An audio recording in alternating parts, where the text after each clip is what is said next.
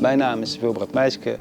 Ik ben bassist. Ik geef hoofdvak basgitaar op de popacademie van het Artes Conservatorium in Enschede. Daarnaast ben ik ook nog bandcoach. Ik ben begonnen toen ik 13 jaar was. Nou, vanaf het eerste moment was er een klik eigenlijk met dat instrument. Op een gegeven moment begon ik te spelen en ik ging eigenlijk eerst meer drummen. Daarna ging ik dus die akkoorden ook meespelen en ik voelde, het was zo'n kick voor mij om die connectie te voelen met het ritme en die harmonie. En dat is nooit meer weggegaan eigenlijk, die liefde voor dat instrument. Mijn manier van lesgeven is er echt op gericht om creatief te zijn. Je leert op school hier heel veel theorie. Je krijgt allerlei informatie van alle kanten. En hoe ga je nou om met die theoretische kennis en dan met behoud van je eigen identiteit. Dus bijvoorbeeld ze leren een toonladder, noem maar wat, een pentatonische toonladder en die kunnen ze dan spelen. Ik zeg maar, oké, stel je moet een intro maken van een liedje met je band en je wil een pentatonisch lijntje spelen. Ja, je kan niet die toonladder spelen, dus je moet daar iets mee gaan doen. En dan zo probeer ik ze te prikkelen om die theorie toe te passen.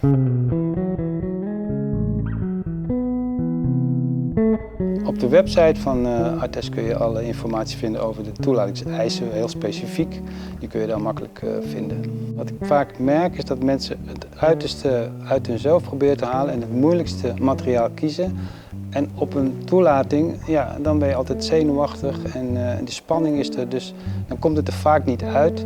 Dus ik zou je aanraden om gewoon iets te spelen waar je je comfortabel bij voelt en waar je met je hart mee kunt spelen. En niet alleen om met techniek op de toppen van je kunnen hoeft te spelen.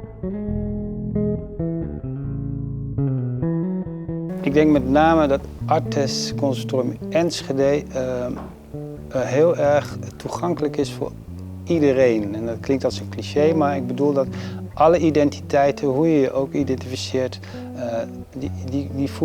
die voelen zich thuis en die vinden een plek. De bandcultuur is heel belangrijk. Dus je bent per week minstens 4 uur aan het repeteren met een band waarin je speelt.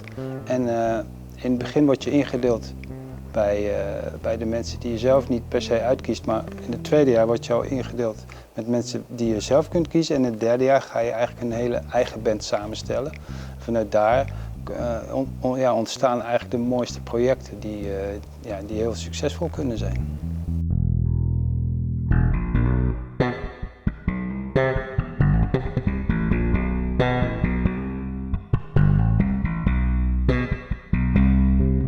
Mijn studenten die zie je eigenlijk terug in een heel breed werkveld. Bijvoorbeeld Gavin Goss, die is afgelopen jaar afgestudeerd. Die speelt nu met de Bee Gees Tribute Band. Wouter Vliegen kan ik noemen, die speelt bij Suzanne en Freek. Nou, die speelt ook op de grootste festivals volgens mij in deze zomer. Aan de ene kant ben ik heel trots, aan de andere kant vind ik dat de grootste verdienste van hunzelf is van uitgegaan. Want zij hebben het moeten doen, zij hebben die kilometers gemaakt. Ik heb ze daarin kunnen steunen en ondersteunen. Dus ik voel ook trots, maar ik geef de credits wel aan hunzelf.